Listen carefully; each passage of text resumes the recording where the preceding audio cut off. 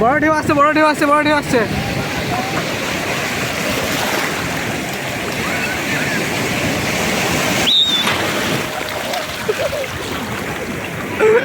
আর মানে ঘুরিয়ে দিয়েছে উল্টো দিকে।